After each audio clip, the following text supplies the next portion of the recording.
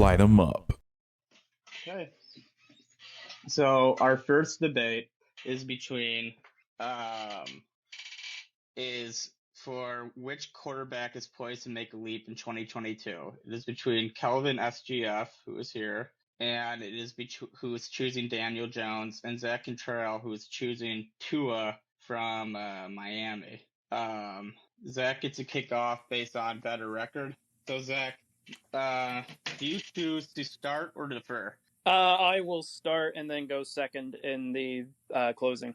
Okay, sounds good. So with football season coming up, it's time to project and predict who will be the guys who step up and take this season by storm. When it comes to quarterbacks, we all know how great this class of young guys are, from Josh Allen to Patrick Mahomes and Joe Burrow and Justin Herbert. But picking those guys to be great is like saying Ben Simmons doesn't like to shoot. You don't need to be a genius to predict that. And so when it comes to an underrated and under-talked about guy about to make a leap and prove himself this season, I'm going with Dolphins quarterback Tua Tagovailoa. And yes, I understand at this stage of his career, he's been decent, if slightly underwhelming, since coming out of Alabama. And a lot of that has to do with Joe Burrow and Justin Herbert being in his draft class. However, situations matter with young quarterbacks. This is easily the best situation Tua has been in since he's been at the helm in South Beach. The Dolphins addressed their awful offensive line this offseason by adding Teron Armstead and Connor Williams. They went out and hired an offensive-minded coach in Mike McDaniel from the 49ers. And the biggest move of all, they went and got a top 5 receiver in Tyreek Hill.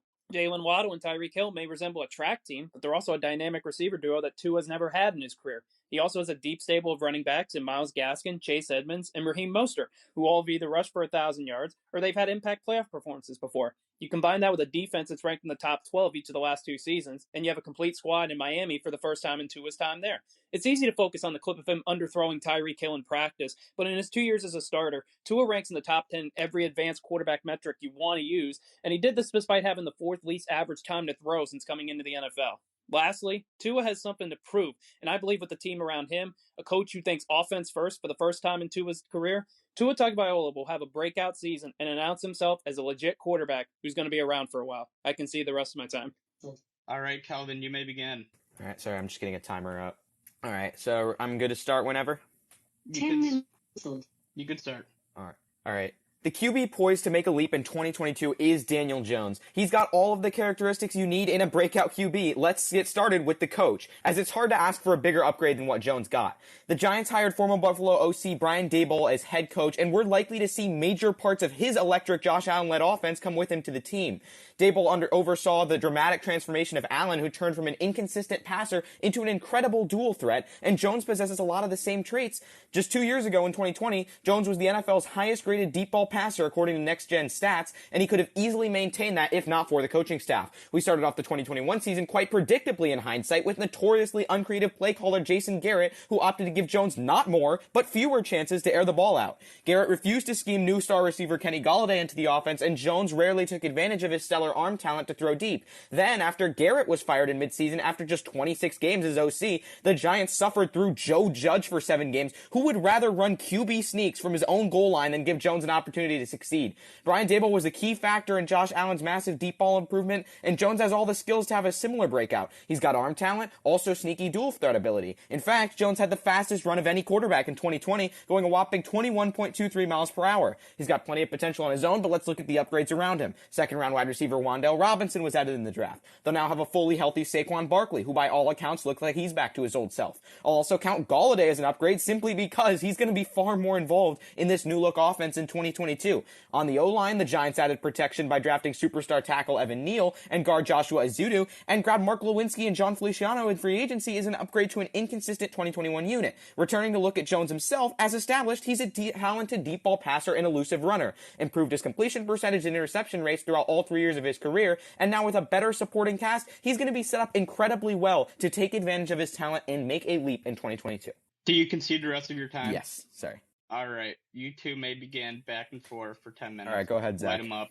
All right, let's go to the advanced ratings. Tua, accuracy rating, number 3 in the league. True completion percentage, 73%, number 9 in the league. Deep ball completion percentage, the stat you just mentioned with Daniel Jones, 50%, number 1 in the league, number 1 in red zone completion percentage. And Daniel Jones, if you want to look at his efficiency, all in the teens to mid-20s in those departments. Tua, by every metric you want to use, has been a top-level quarterback, despite the fact that he's had basically no time to throw. His offensive line has been garbage. And when you look at his receiver core over the years, with the exception of Devontae Parker, it makes a college team want to blush. And the other thing with Tua, and yes, I understand Daniel Jones has some arm talent just like Tua does. The difference is Tua doesn't turn the ball over. Daniel Jones, in his time as an NFL quarterback, over 40 turnovers. He fumbles more than any quarterback in the league, and he threw 29 interceptions in college. So this has been a recurring problem for him over the years. Tua, on the other hand, does not turn the ball over. Okay, well, I got to take issue with multiple things you said. First off, because you're talking about completion percentage. Yes, Tua pads his stats in completion percentage because he's a great passer in short yardage. The Dolphins have refused to open up the playbook for him for multiple years for that reason, because he's not a good deep ball passer. He's a good guy in short yardage. He was able to pepper Jalen Waddle with targets. Jalen Waddle had a pace where he was among the top in the league in terms of targets and receptions. He'll throw it down to those guys, but I mean, we're not expecting a leap in that category. We're talking about guys poised to make a leap. So Tua already has about like a 67% completion percentage last year. He throws short passes, slants, screens to Jalen Waddle and all of his guys. For him to take a leap, he has to step up as a whole. That means he has to step up as a deep ball passer. He's had multiple seasons now to show that, and he just hasn't. The stats favor Jones here immensely. In 2021, air yards per completion, Jones averaged 5.6 air yards per completion. Tua averaged just 5.1. And keep in mind, this is the same year where Daniel Jones' head coaching staff basically tried to stop him from throwing the deep ball in any way they could. Kenny Golladay didn't even score a single touchdown this year because he wasn't being schemed to throw the ball deep. In 2020, Jones actually had a little bit of time to throw the ball deep and threw actually 6.4 air yards per completion. Tua had 5.3. Tua got worse in that department from 2020 to 2021. They're adding Tyreek Hill, sure, but I don't see how that's going to be the difference if Tua can't get him the ball deep. Tyreek Hill makes a lot of his hay in the short receiving game as well, so maybe we'll see that completion percentage go up by a point or two, but that's not changing who he is as a passer overall. That's not upgrading anything of his. Maybe he's becoming a slightly better completion percentage passer, but he's still just a short dink and dunk guy. That's pretty much Jimmy Garoppolo. Well, speaking of Jimmy Garoppolo, the Giants are rumored to actually try and get involved with Jimmy Garoppolo. If they had that much confidence in Daniel Jones, why are you going out and getting a guy that we have a hard ceiling on Jimmy G? He's a guy that is a capable quarterback, captain check down for a team that can win 10 or 11 games, but he's certainly not a quarterback that can win games for you. And when you look at Daniel Jones' red zone completion percentage, the red zones when the field is compressed the most, 39% completion percentage, not particularly great in that department. And you want to talk about deep balls?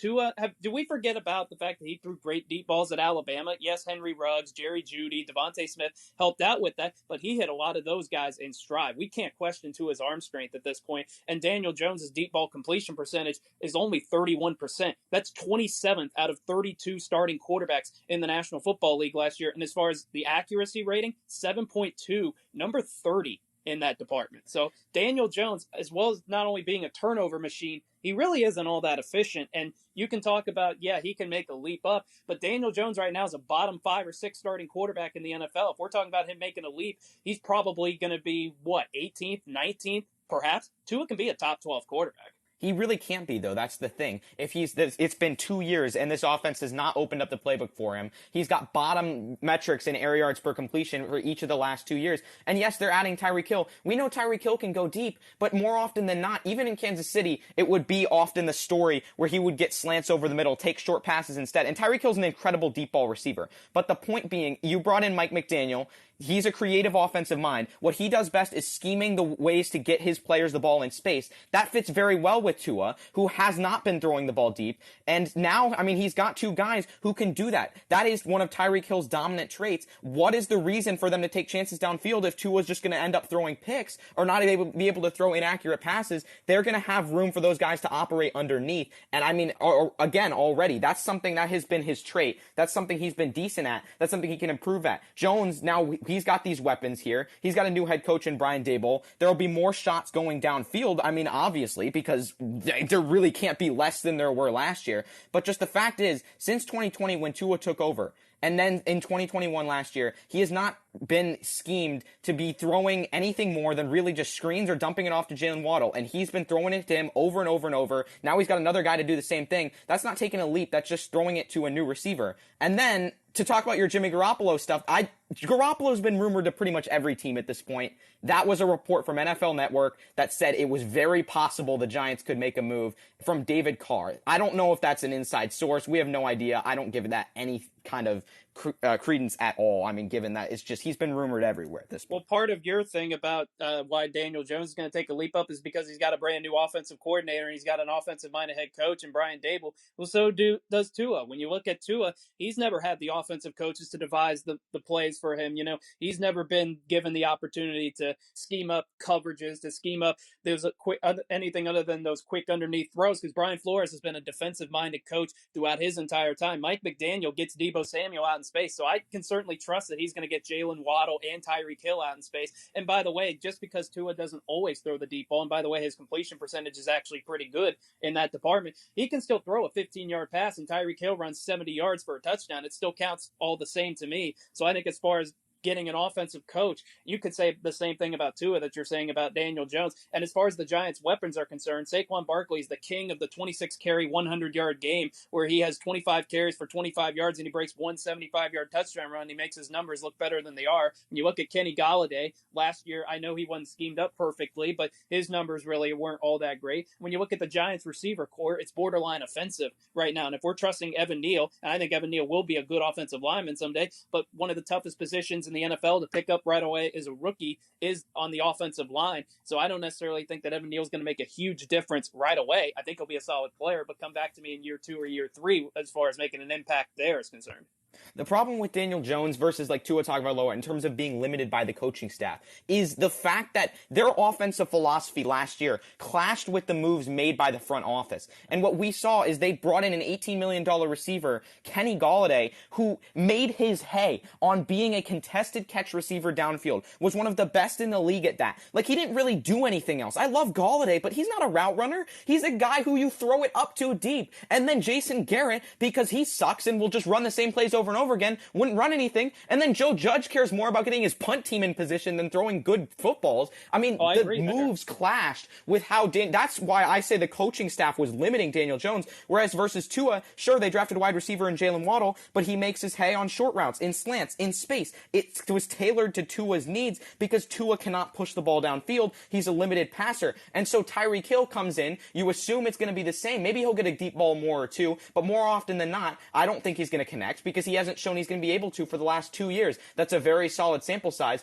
Where's the reason he's going to take a leap? And the last thing would be that if Tua truly is going to throw it over to Tyreek Hill and then you say, okay, it's a 15-yard catch, takes it for a 70-yard touchdown, it counts all the same. That's what Jimmy Garoppolo did to Deebo Samuel all of last year, and no one thinks of Jimmy Garoppolo as a good quarterback. He's a mediocre, if not bad quarterback who makes questionable decisions, who's surrounded by a ton of weapons and a great offensive line. That's not taking a leap. That's just being in a good situation. Couldn't you argue that part of the reason Tua didn't push the ball downfield as much as you would like him to is because his offensive line... 2 minutes, gentlemen. How many? 2 minutes left and you're back and forth. Couldn't you argue that his offensive line has been borderline putrid the last couple of years? The Dolphins regularly have the worst offensive line in the league. That's why they went out and got Connor Williams and Teron Armstead. Teron Armstead was the number 1 free agent according to ESPN. So I'm counting on the offensive line being better this season. You're counting on Evan Neal, who's a rookie. I'm counting on Teron Armstead, who's one of the best linemen in the league. Connor Williams is a veteran guy who's been a little bit up and down, but I expect him to have a strong season. So Tua, when he gets pressure or he gets protection now, his clean pocket completion percentage, 72%. So I'm expecting that number to go up because he's going to have cleaner pockets. And like I said, even when he's under pressure, 49% accuracy in that department. So I'm counting on his offensive line being better. I think it's going to lead to more opportunities to push the ball downfield. Jalen Waddle set the rookie record for catches last year. Tyreek Hill, we all know what he is. And then you go out and add a couple of other weapons, Cedric Wilson being one of them. I think the passing game is going to be better because now Tua is going to get to show his true potential because he's finally not going to be on his backside every other play. I don't know. I just don't understand the argument because you're saying all these guys are putting around him. You're putting all these weapons around him. That's just Jimmy Garoppolo if he's able to get them the ball short and in space. If you're saying he's great in clean pockets, that's just Jared Goff, who actually is one of the best clean pocket passers in the league, but crumbles under the blitz. That doesn't mean anything if you can't do it when the times are necessary. Just the fact is, I mean, you talk about the playbook as well. I want to mention, in 2020, this same team let Ryan Fitzpatrick air the ball out for half the season, then benched him for Tua and completely changed the playbook. It's not just about the offensive line. Fitz was able to get it done. Sure, he threw a few more interceptions. We're not arguing he's some all-time great QB, but he had a good arm and they let him throw it. Tua doesn't have a good arm and they won't let him throw it, and they haven't for a year and a half now, and I don't see why that's just, I mean, sure, more offensive line, more time to throw underneath. If he is not getting it done on the deep ball, and there is a clear alternative in Ryan Fitzpatrick, who was on that very same team just a game before he came in, and then they completely changed the playbook, I don't see how he's going to take a leap, and I don't see how he's going to get it done. I don't see how Daniel Jones is going to take a leap unless he protects the football, which at this stage of his career, he's never done. You can win games by throwing the ball underneath. You can win games by throwing the ball deep. You can win games by not throwing the ball very much at all. You cannot win football games by turning. All right, that is time. So, Zach, you elected to start, correct? Yes. All right, so Calvin, you have the first closing statement. Okay. All right, so this debate, it's not about who's winning games, and that's the important part. It's about a quarterback poised to make a leap in 2022. It's about a guy who is going to elevate himself in a particular area. Tua Tagovailoa winning games with all these weapons around him would be the same as Jimmy Garoppolo winning games in San Francisco with Deebo Samuel, with George Kittle, with a great offensive line. He's got all these guys, so he can just sit in the pocket and dump it off to them and make his stats look good, but that doesn't make him a good QB. That's why Jimmy Garoppolo's out of town in San Francisco, because he won games and got them to the playoffs, but when it mattered, he could not take them to the next level. Daniel Jones' biggest strength is deep ball passing, but he has been restricted over the last couple of years, and that's what he's going to be taking a leap in. Once Kenny Galladay's actually schemed into this offense, no one thinks he's going to have 0 touchdowns again this year because the incompetents are gone. Jason Garrett's gone. Joe Judge is gone. All of that is out of town, and they're replaced with an actually competent head coach in Brian Daboll, who, even if you don't think, I mean, sure, he's first-time head coach, of course, but at the same time, he has had experience directing a top-level elite offense. He knows much more than Jason Garrett or Joe Judge and that about scheming for Daniel Jones' specific dual-threat skill set. That's where he would make a leap. And if he makes a leap there, he can become an electric deep ball passer, and that is huge compared to what he's been. Like Zach said, sacked a lot. Now he's got some offensive line upgrades, like I talked about. That's not going to be as big of an issue. Fumbling has been an issue for him. I won't deny that. Again, not going to be as big of an issue, but where he will elevate is in his deep ball passing and pushing the ball downfield when he's actually allowed to finally air the ball out. His completion percentage, like I said, has been improving every year, while his interception rate has been going down. He's been getting better, but it's just time for this offense to finally be unlocked. Tua Tagovailoa sitting behind a star-studded offensive line with a ton of weapons to dump the ball off to underneath with the inability to throw deep. That's not a good quarterback. That's Jimmy Garoppolo. That's Jared Goff. If we're saying that's their ceiling, that's not making a significant leap in 2022. I concede my time. Okay, Zach, you may begin 2 minutes. Well, I don't trust Daniel Jones to hold my baby, let alone a football, so there's that. I believe 2.5 to 3 years is the time frame for a quarterback to show who he really is, whether that guy's your franchise quarterback or whether it's time to move on. Daniel Jones has started for the Giants for 3 years now, whether it's his winning percentage, completion percentage, or more importantly, that he's the worst fumbler among all qualified quarterbacks. Daniel Jones has shown us who he is. That's a bottom 5 starting quarterback. Even if he improves, he'll likely still be a bottom 10 starting quarterback. And to me, I don't know how you can break out in that case. Tua's career has been marred by injuries, but after he came back from a rib injury last year, he brought the Dolphins back from 1-7 to finish 9-8, and he threw for over 270 yards in 6 of those 8 wins while completing over 70% of his passes during that span, and not all of them are dump offs. This despite being sacked the 3rd most of any quarterback in football since his rookie year, having a bad receiver core, and being the 4th most imbalanced team in the NFL. Tua helped Jalen Waddle set the rookie record for most catches in a season, and now with Tyreek Hill opposite him, now you got 2 legit speedsters that will spread out the field and force opposing defense to play more predictable coverages. Tua will take advantage of that. Tua already led the NFL in red zone completion percentage and deep ball completion percentage, and he's ranked in the top 10 in every major metric, and he was the 2nd most efficient quarterback when given a clear pocket, higher than Burrow, Herbert, and Mahomes. These quarterback numbers should only continue to get better. Remember, Tua is only in year 3, which is when young quarterbacks start to show themselves, and we've never gotten to see a fully healthy, complete season from him the way that we have from Burrow, Herbert, or even Daniel Jones.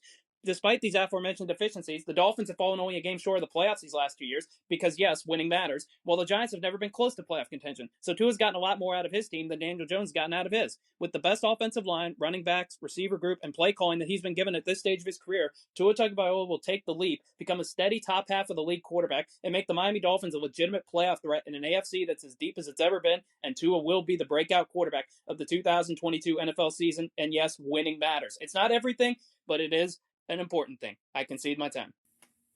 Okay, now it's time to vote. Here we go. That was a lot of fun, and I'm glad we got our rematch, Zach. Well, yeah, we've had 2 of these now, so if I get this one, we got to have a third one, right? Yeah, I think it's like we might have that college football one a few weeks down, so that would be if you get this one, that would be the deciding factor. Yeah. No, that was amazing. I loved every minute of it. I wish I could make some popcorn and eat some right now, but just didn't have the time. So there's the direct poll voting, and there's still one more. I'm going to give it till 7:21. So yeah, we can't vote anymore. No. So so there's 5 participants. There's 5 participants. Zach's leading right now. There's 10 people in the audience. Right now it is okay. Ooh, it's close. It's getting closer. Yeah. Don't you love the percentages? That's my favorite part of it. I know it's stressful, but it's cool to me. I was gonna say half the time I don't even look because I don't want to know until I get told whether I won or not. All right. Well, we have. I'm gonna call it right there. Good job, Zach. You won. That 57.1 to 42.9. So it looks like you won by 1 vote. Good job, Zach. That sounds about right. That was solid. Great debate. All right, that was a great debate. And I'm going to need that round 3 now, as it's tied. It's tied 1-1 in our series. Yes, sir. All right, I'm going to take you guys both off. Thank you, and love to have you back on later this season. Great job, Calvin.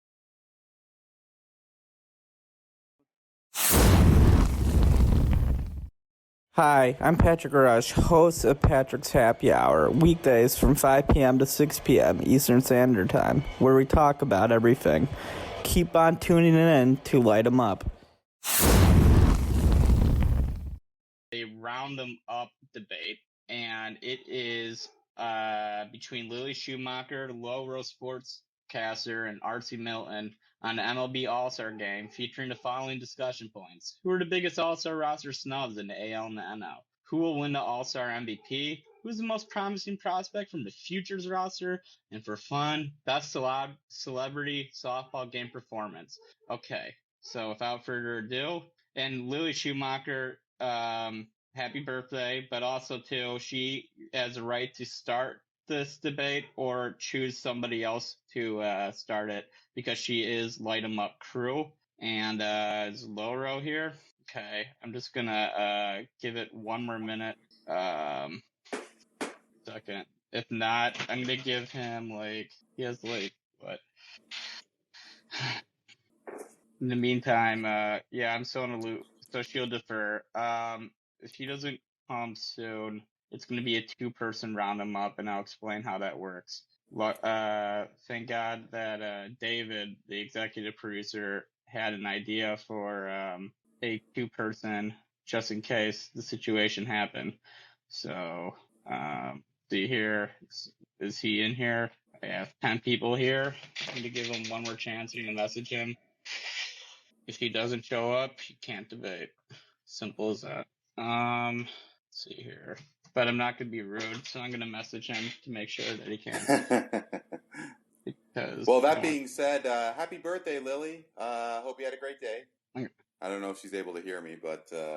she's in Uber. She's in an Uber. Okay. Yeah, so we're going to have a little bit of a delay. I told Lorenzo that we were waiting for him. He said, yes, he's coming. Perks of knowing all of you. I can just text you.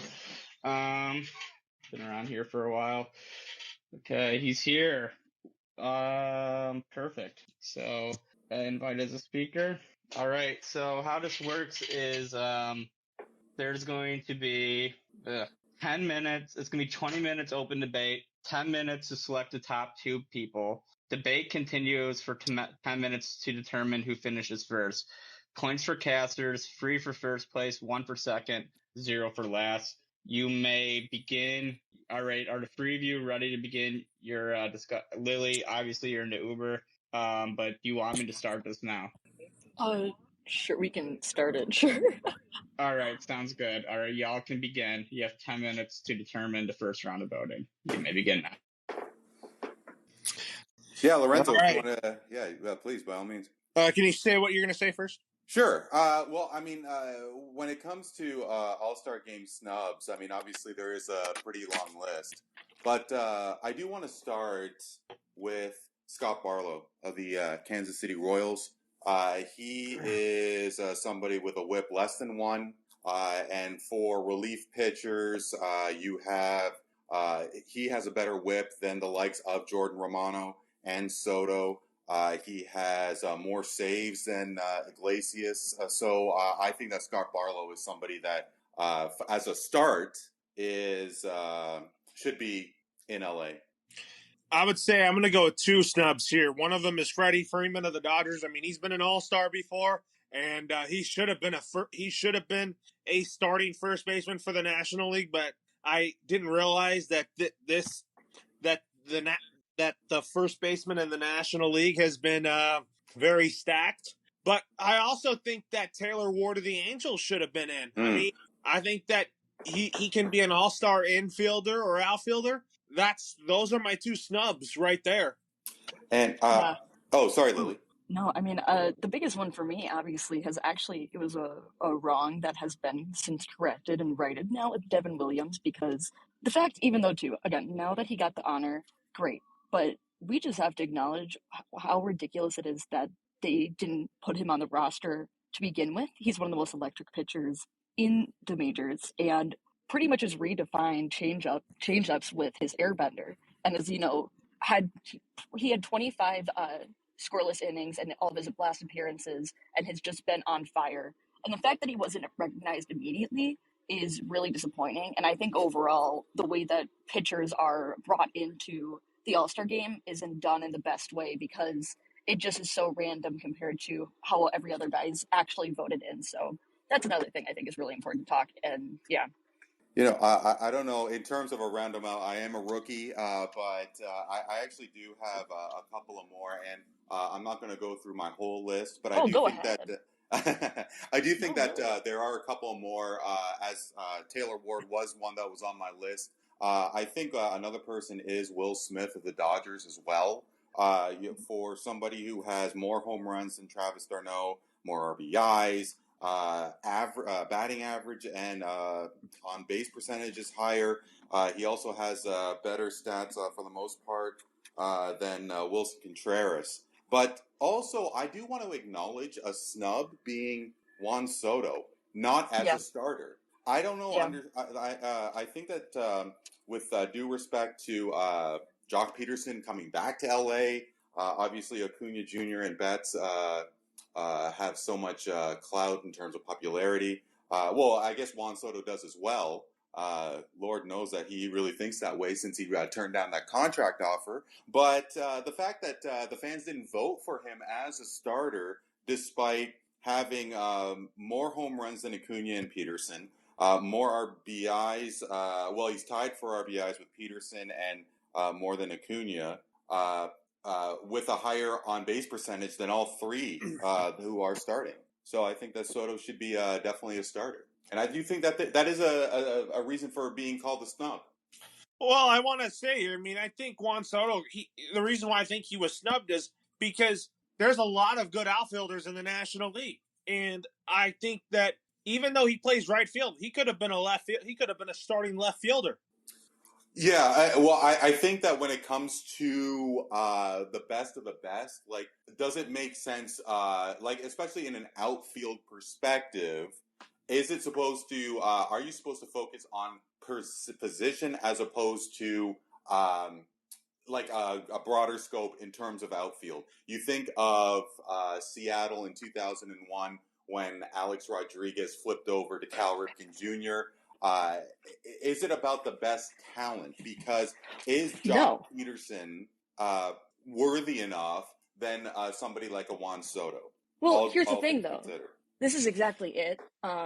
It's not about who's the best. And I think when you're talking about snubs, it's difficult because it's fan voting. Fan voting is always going to come down to the guys that you want in there. We've seen it time after time with injuries like Tatis still getting a chance to be voted for and voted into this despite not even playing. Mike Trout in years past always gets in no matter what, even if he's been injured. And I think sometimes when you look at it, you have to kind of just address that there's going to always be snubs because it's not about just talent. It's about who do people like, who do people want to see there. And that's where it's really difficult because I would say too, Willy Adames is one of the best shortstops in the National League. I don't know if he still leads in home runs for shortstops, but he previously had. He's an electric player. He's so exciting, entertaining to watch, and a good guy. He should be an all-star, and if he wasn't in Milwaukee, he would be. And it's always disappointing to see that. So, Well, and I think to your point, Lily, is that that's the reason why a guy like Jock Peterson is in there. Because he has the history of L.A., winning in Atlanta. Now he's in San Francisco. He's in these big markets. And for someone being in a smaller market, like a Milwaukee, like a Washington, is the reason why a guy like Juan Soto should be there as a starter. Exactly. Yeah.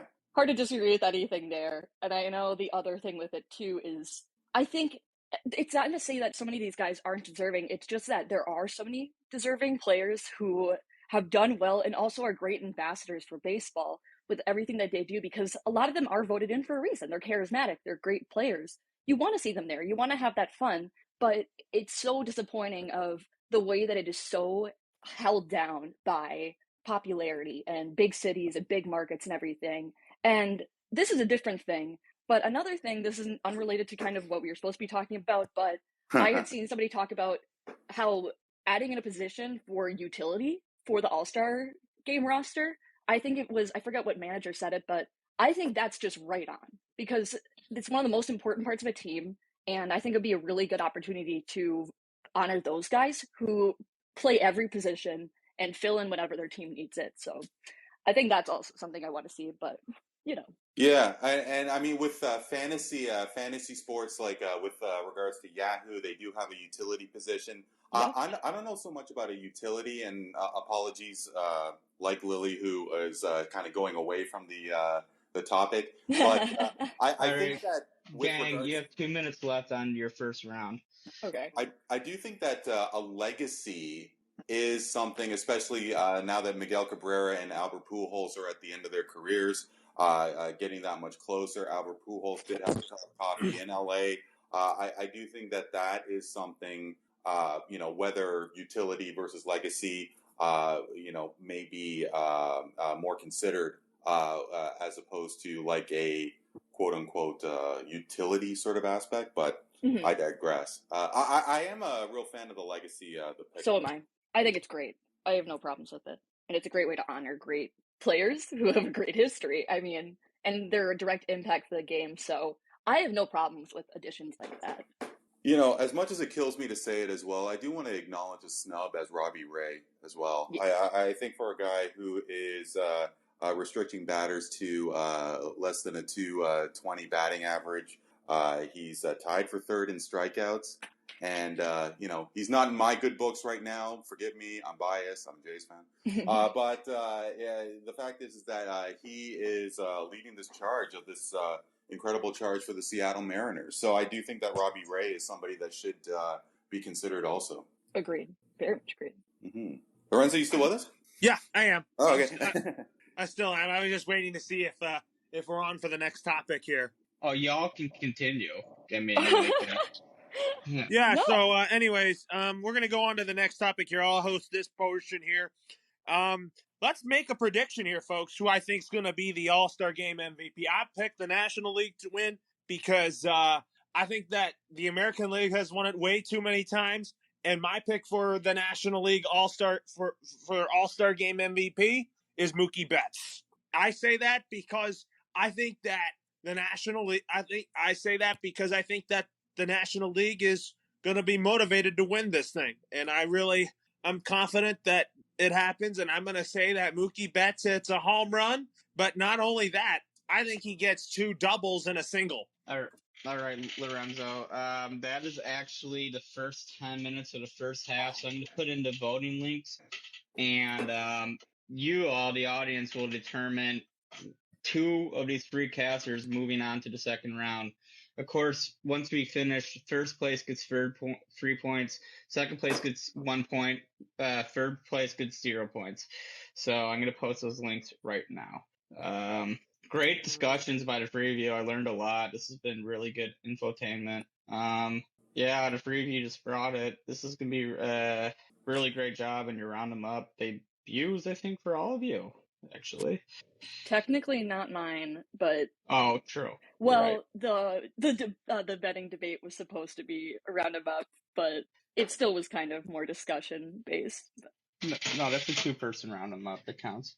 Yeah. So the polls should be active. So there you go. I'll give you till 7:36 to vote. But it looks like let's see how many people actually are in here. There's 10 people here, 11 people here. This can be a clear majority. All right, so 12 people here. Does the 13th person want to get that vote just to be fun, or no? Nope. Are you saying, Patrick, that I thought when you cut me off there, I thought I was continuing with the who my pick was for the All-Star Game MVP, and then I didn't know that was. So how it works is like there's 10 minutes of open debate per one of these. So after this, there's gonna be 10 more minutes of open debate to determine who finishes second and third. If things hold out, and it looks like they are, just 12 votes in, Lorenzo, you have been eliminated, and RCMilton and LilySchu advance to the second round. So thank you for playing. Thank you for participating, Lorenzo, and it'd be great to have you on future Light 'em Ups. All right. All right. So that means I can't continue? Not for this one. No, you lost. All right. Okay. Thanks for having me, guys. Yeah, thanks. No problem. Light 'em up. LilySchu and RCMilton, you have 10 minutes. All right. Honestly, this is I think I actually really enjoyed the last thing he was bringing up in terms of MVP for the All-Star Game, and this is another thing too of it's so based on just the popularity of it. But I, for one, would love to see a pitcher this year take it. Obviously, I think Devin Williams would be fun to see him get it, but even like Sandy Alcantara, who's just having the most ridiculous season. But something I was interested in hearing about, talking about the whole concept of can the National League actually win this year, which I don't think they will because they just don't always bet on black. But you have thoughts about the home field advantage for the World Series, and I was interested in that. Well, yeah, no, I do. And, I do think that there should be something at stake with regards to an All-Star game. And with due respect, obviously in the 1970s and the 60s, before my time, that these exhibition games, let's call it what it is, meant something that meant so much more. And I don't think I was alive during when Pete Rose destroyed Ray Fosse, but as a baseball nut that you are, Lily and Patrick and everybody else listening, we all know that Ray Fosse's career was destroyed because of that hit during the All-Star Game. And I'm not saying to go to that degree. I'm not saying to have pitchers go 5-6 innings. I am saying that there should be something there. Schedules during the regular season are not equal. The top team in the AL, which is the New York Yankees, there are 4 teams who are playing 19 games apiece. Well, I guess maybe we'll talk about this in another second. What I do think is the most romantic choice for All-Star Game MVP, without a doubt, is Corey Seager. Here's a guy who spent... here's a guy who could buy countries now, and is who didn't get originally selected for the All-Star Game. He got invited because George Springer skipped out, and he spent his entire career in LA. He's in Texas for the first year. He's back in LA. Who better to select as All-Star Game MVP than Corey Seager? I like the storyline of it. I honestly am in total agreement there. I'd love to see it. Great return there for LA for him. And going back to your point too about talking about kind of making the game worth a little bit more. It's so tricky because I think I like the idea of it. I like the idea of making it kind of a little bit more substantial or pressing, but at the same time, it's perfect in the way that it always breaks up the season and it's always just fun. It's always in there for everybody to kind of just stop, pause, have a good time. And you don't see this within other sports where you say in the middle of the season we're doing an exhibition game. And yeah, it matters. It's not that it doesn't matter, but I think that's kind of the magic of it. And this is what I will say though, with the home run derby prize being like the money award being increased by so much, that's something that I think was really smart because it's not then just it is a fun thing, but also you're gonna make bank from it. Like it's amazing to be able to watch that and see that happen. But I think there's something where I'd love to see the stakes be a little bit higher for it. But I think at its core, the All-Star Game is just pure fun, and it's really great to see what it can do and bring out in baseball because you finally get to see all these players that maybe you don't watch all these guys in their games. You get to hear them talking. It's just so much more about personality and energy. But, the way that I see it is that, compared to the hockey All-Star Game, basketball All-Star Game, I mean, football and the Pro Bowl, I don't know, let's put that aside for a moment. But the reality is that the baseball All-Star Game is as close to the real thing in terms of regular season versus All-Star Game. And I think the consensus is that the baseball All-Star Game is the most closest to the real product. Basketball and hockey puts me to sleep, and I'm a fan of both. But I think that you basically have the Ferraris and the Lamborghinis and the Bentleys that are out there, and it's a little bit it's a little bit difficult to debate this for baseball because the product, the All-Star Game product, is so much better than basketball and hockey. But when you have an Antetokounmpo and LeBron James going at it, they can't be dogging it on defense. And and the reality is that money does not talk. You can't entice people with $1 million because these people are making so much more millions of dollars. So and that's what I don't think it should be that way for the game itself in terms of like that kind of reward. I think it works for the home run derby because that's always controversial with saying like, oh, is they going to fall off at the second half? And it deterred so many guys from doing it. And now it's becoming something that people are excited about doing again, or these players, because there is a little bit more in for them. But I agree. I don't think it's just like saying like every guy on the winning team gets $1 million. It's like you have to just find some way of finding the balance of making sure it's still at its core fun and it's not something that's too serious where somebody's getting way too into it, but you're still competitive. You're still in there doing your damn hardest to make it happen and have fun. It's like that's the competitive spirit of it, but you got to always maintain that core. That would be destroying it. I think that I'm at a 51%, 49% in terms of showcasing this jewel versus making it fun. Because you have the creme de la crop of, or however you say that proper vernacular, you have the best of the best in your sport going together. And I mean, the lay sports fans may not be interested in baseball and the regular season, but they would be interested in the All-Star Game. And I think we could all appreciate how baseball and All-Star, like basketball, hockey, whatever, that they have so much on their plate as it is that, in the end, All-Star Games are exhibition. However, to entice more people to see how incredible each respective sport is, I do think that fun does have to step aside to actually showcasing your product. Like the Detroit Auto Show. You're not going to have your brand new Ferrari out there without running it through the car wash. So I think that I think that's a good line.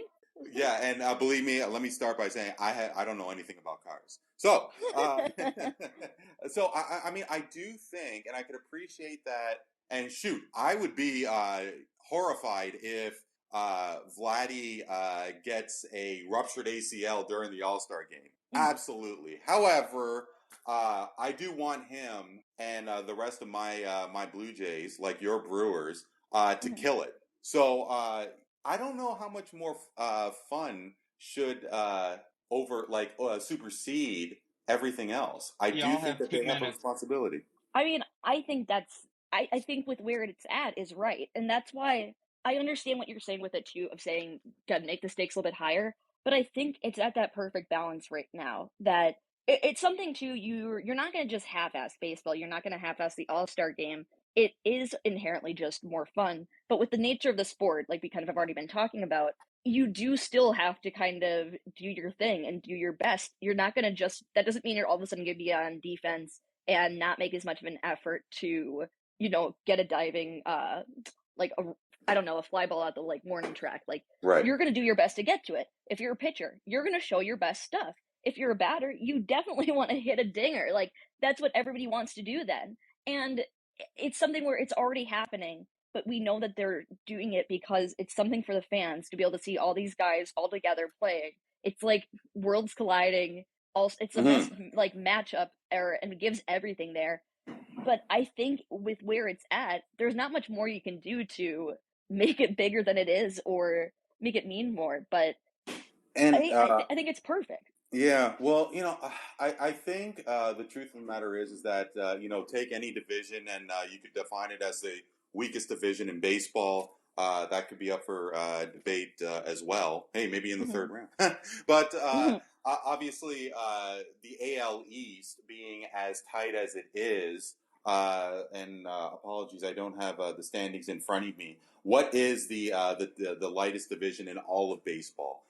And let's say that there is one team that has so much more of an easier schedule. However, that team will get home field advantage versus another team who had to scratch and claw and face so much more stiffer competition. So what is the home field advantage as it is constructed? Is it fair? Because yes. Right. Yeah, so I mean all right, that is time. Okay, so now time to vote for one of these two wonderful contestants to be able to be crowned the round and good looking. Don't forget good looking. Yep. Yeah. I digress. Great job, both of you, to keep it professional.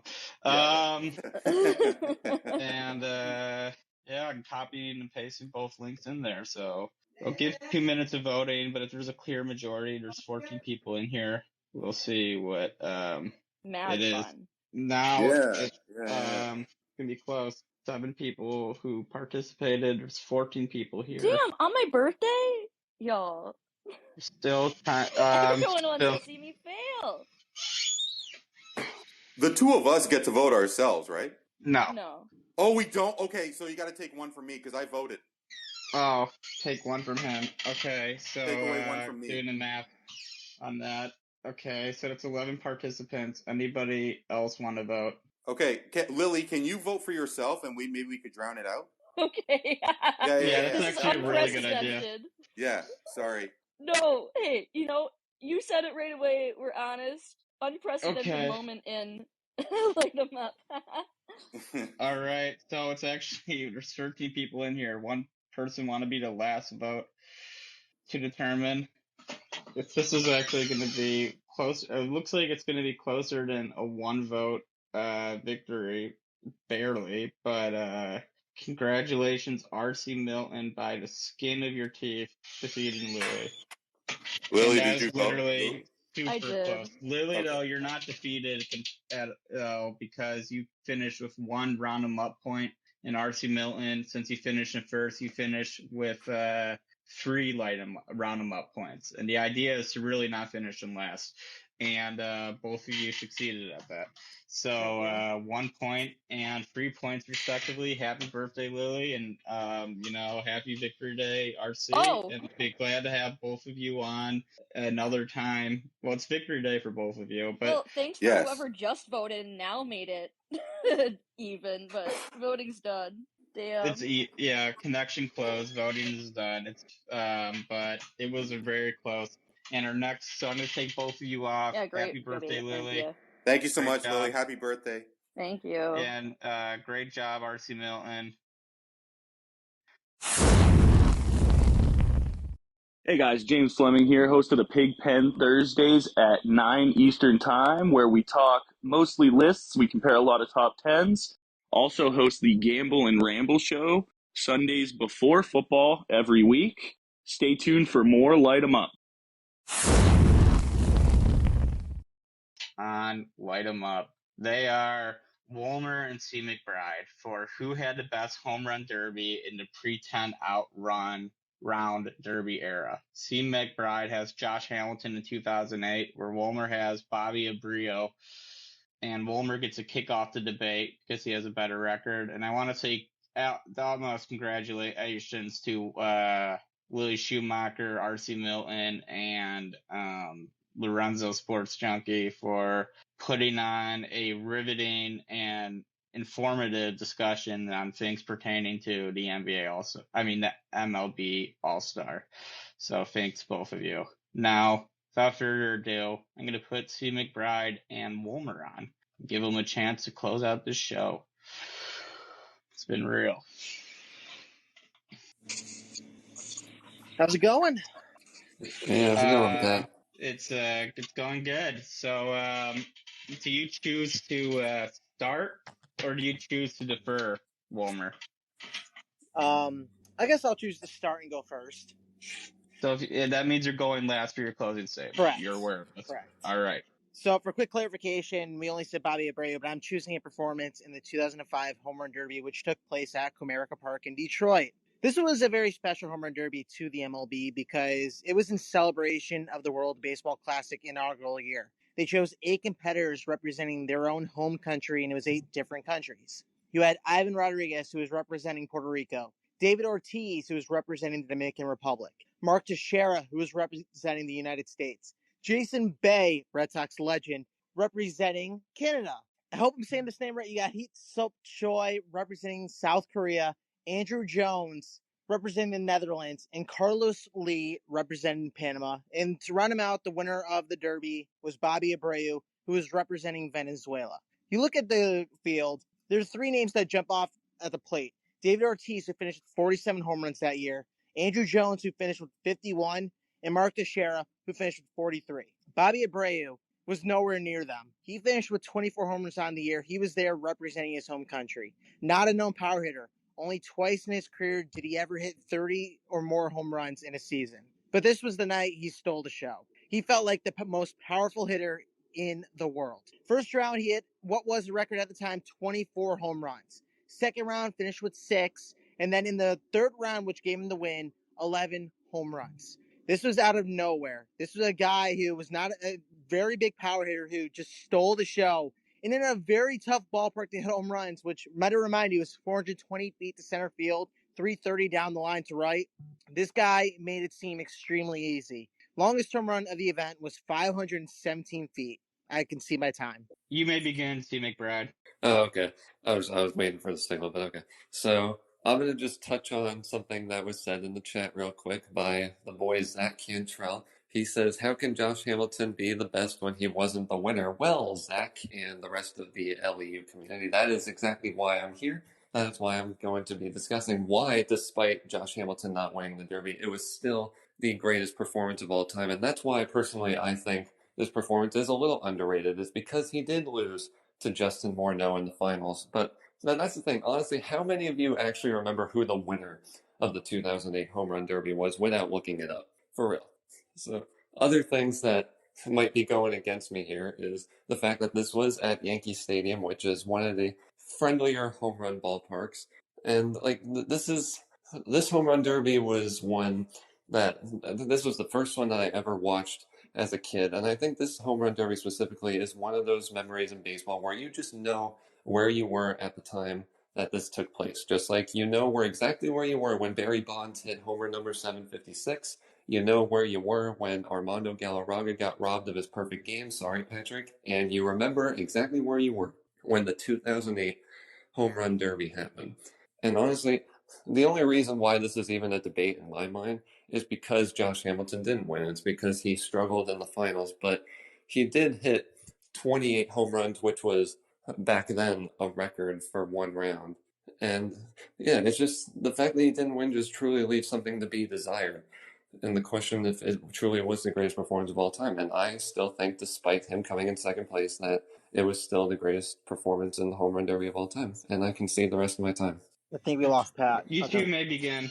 All right. I wanted to bring up your fact that you said he struggled in the final round. Of course he struggled in the final round, but the fact is, it wasn't like he really did struggle, and it was a really bad final round to begin with. Justin Morneau won with only hitting 5 homers. Like, that's not very good.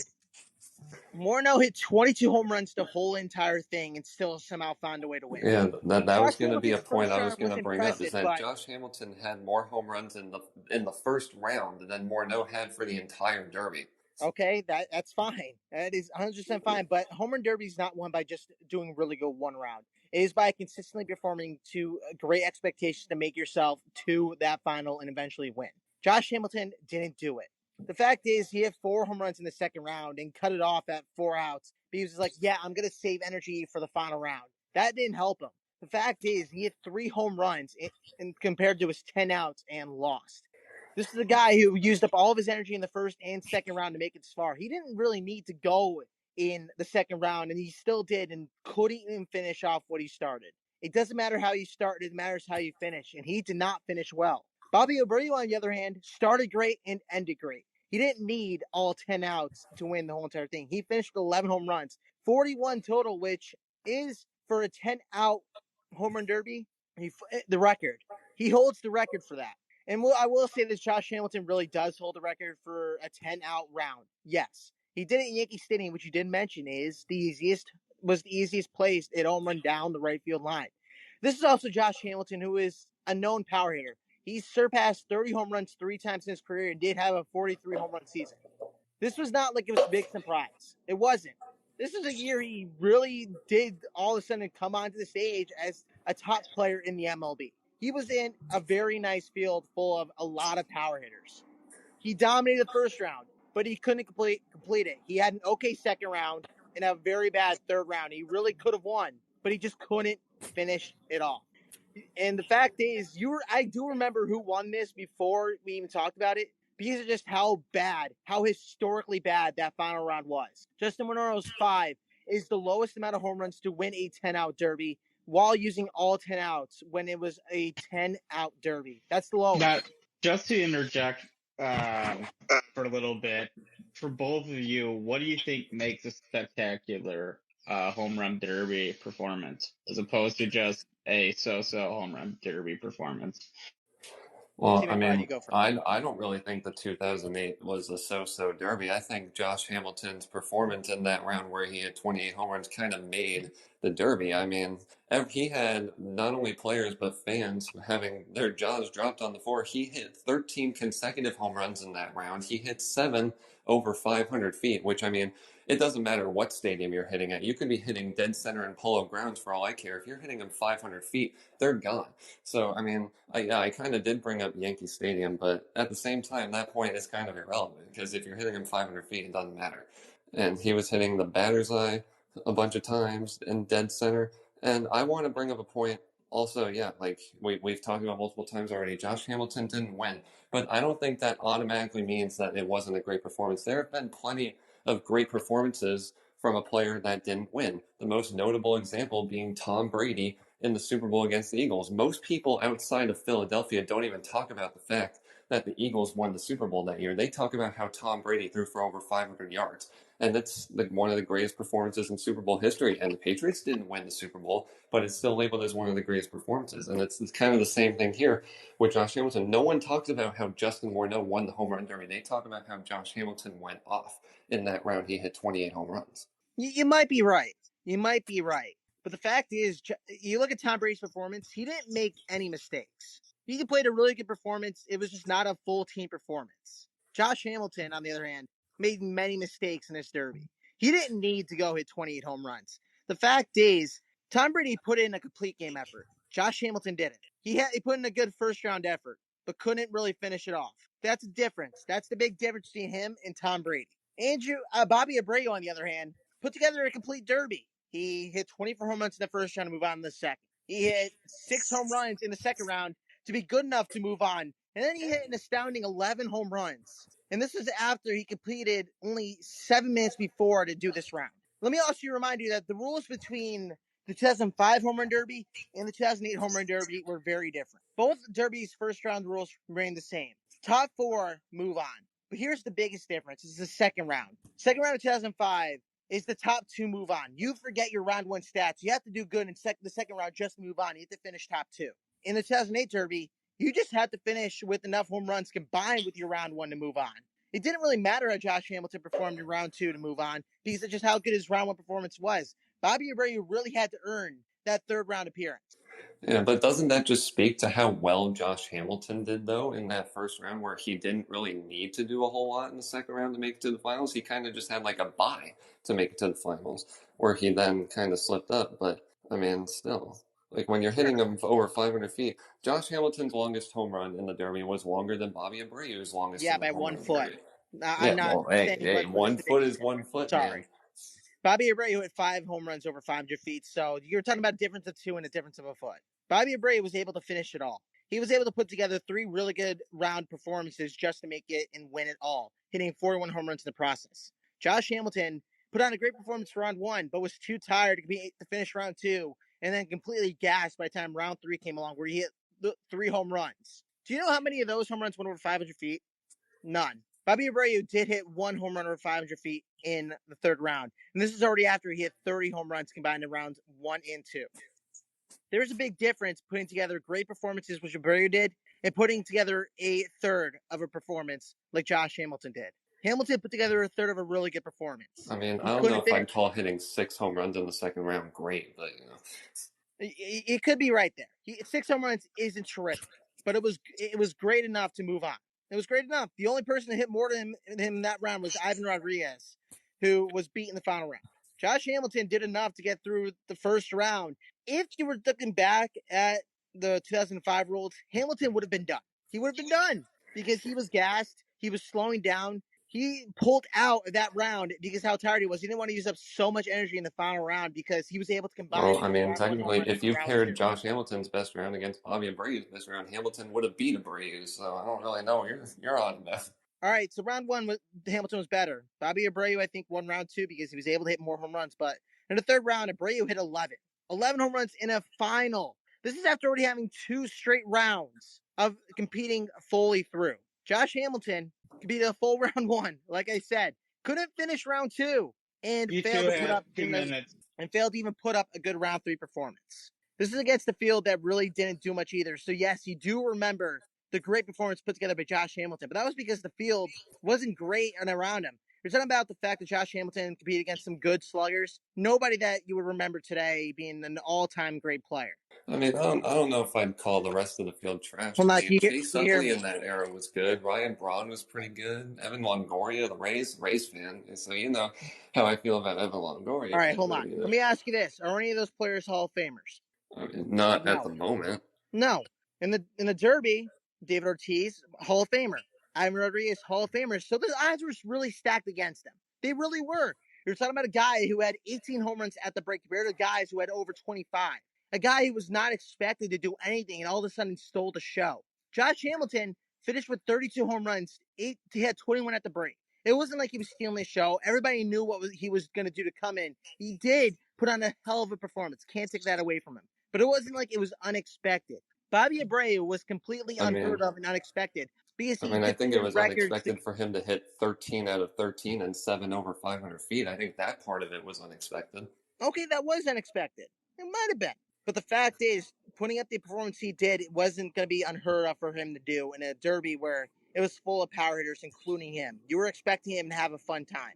Abreu, you weren't expecting that. This was not a derby that was showcasing the best power hitters. It was about showing off the best players from different nations. But you did have some really good power hitters. 2 guys who had over 40 home runs, a guy who had over 50 home runs. And he was able to defeat them all. Think of it that way. He had the tougher field. He really had odds stacked against him, and he was Yeah, able to do what isn't that nobody had why done the before. 2008 home run derby would be more memorable? Is because no one really knows anyone in the field except for Josh Hamilton, and because of that great performance. If it wasn't for Hamilton, no one would remember that derby at all. All right, Well, swallow that thought because it's time for closing statements. Now, if I do remember correctly, Wolmer, you chose to start, so this means you have the last closing statement. This would mean Steve McBride, you have 2 minutes to do your closing statement starting now. All right, so I just want to start out by saying, yeah, both of these Derby performances were undoubtedly great for different reasons. Josh Hamilton had an amazing round one that was better than any of Bobby Abreu's rounds, but Wolmer brings up a good point when he says that Bobby Abreu was a little more consistent, and he might have had a tougher field. But the thing is, the reason why people remember the 2008 Home Run Derby so much is because of what Josh Hamilton was able to do in round one. Hitting 13 in a row, hitting 7 over 500 feet, and take it from the perspective of a 10-year-old kid, which is how old I was at the time, watching the home run derby. This is the very first home run derby that I clearly remember vividly watching, and it was because of Josh Hamilton. I got more knowing Hamilton. Josh Hamilton just hitting a ball after ball into the batter's eye, into the third row of the of the right field wall in Yankee Stadium. And like I said before, although Hamilton didn't win his Derby and Abreu won his, Hamilton did have more home runs in a single round than Abreu had. He hit more balls over 500 feet than Abreu did. He had a longer home run than Abreu did, although by a foot. And as Zach says in the chat, a foot is a foot. It's I gotta find it. It's a huge difference maker in many other areas. So just to round it off, I mean, Josh just showed his sheer power that night and left the world talking about him, despite him losing to Justin Morneau in the finals. Same way, like I brought up Tom Brady. He had the world talking about him, despite his team not winning the Super Bowl against the Eagles. Jerry West in 1969, people were talking about him winning the Finals MVP, despite his team not winning that series. So just because he didn't win, I don't think that's a reason to overshadow just how great Josh Hamilton was in that derby. And I can see the rest of my time. Wolmer, you may begin. You have 2 minutes exactly. All right. Bobby Abreu's derby isn't only remembered for him because of how good it really was. Round one was phenomenal. You had 3 guys break double digits in home runs and really put up a great fight. Second round wasn't as exciting, but Bobby Abreu stole the show in the final round. He was able to put up 11 home runs despite being really gassed, 3 of them over 500 feet. You look back at the 2008 Derby, you remember Josh Hamilton, and for a very good reason, he had a very good first round. But can we just talk about how bad that Derby really was? Josh Hamilton put up 28 home runs in the first round. He was the only guy to hit double digits in a round in that Derby. Nobody else surpassed a 9, which was more now in the second round. We're talking about other guys having 8 in the first round or less. Josh Hamilton put up 4 and did see the rest of his round, and then only put up 3 in the finals. Yes, his round one was phenomenal. But you remember his round because how many home runs he hit, but you forget how bad the Derby was, which makes his round just that much more memorable. Bobby Abreu had to put a lot together just to make it to the finals. He had to just make sure he was in the top 4, then the 2, and eventually the top 1 just to win it all. And he finished off what was a historical home run derby. A much more difficult home run derby to say because of how many really good power hitters were in that group. More importantly, Teixeira, Ortiz, and Carlos Lee, and even Jason Bay, who I didn't mention, he did have 32 home runs on that season. That derby is much more memorable because of how great the whole entire derby was, including Abreu's 41 home run performance. The most home runs hit by one guy in a derby in a 10-out era. It will never be done again with how the rules have changed. Hamilton could have been the guy that set that new record as well, but no, Abreu was the guy who set the original mark, the 24 home run mark, then the 41 home run mark. Nobody's beaten that 41 home run mark until the guys had to do it in what was the timed rounds, the 4-minute rounds, which was, might I say, much easier to do. All right. So, you can take yourself off mute. Great debate, both of you. I'm going to put the poll in the chat. So, yeah, it was a great debate, Wolmer. This was a fun one. This was a fun one. It's not every day you hear people can't vote for yourself. Home run derby. Just so there's no confusion, although it was on written rule, it's a formalized rule. That was a mistake by RCMilton. He maybe not do this, but y'all can vote for yourself. So the timer should have started. The poll should have started, so we should be getting people in to vote. So right now 7 people have voted. McBride's leading, but there are 12 of you. If we get a majority, and I will not accept like if there's like 13 votes and there's only 12 listeners. So if one more vote, that will be the decider. Does the last participant want to vote? I'm gonna call it. Okay, that's the last vote, so that's actually a tie. Oh, So, come on. Wow. So no, ties can Dude, happen. I can't, like, I just tied 2 weeks in a Vote. row. That's a record. Voting has closed, and you two gentlemen have finished in a tie. So that is amazing. Wow. There's 12 votes in. C. McBride 13 got 6, and Wolmer got 6. So congratulations, gentlemen. And congratulations to Lily and Lorenzo and RCMilton and Calvin and Zach Cantrell and everyone else who debated today. Thank you all. And be sure to tune in next week on Light 'em Up. So have a great weekend.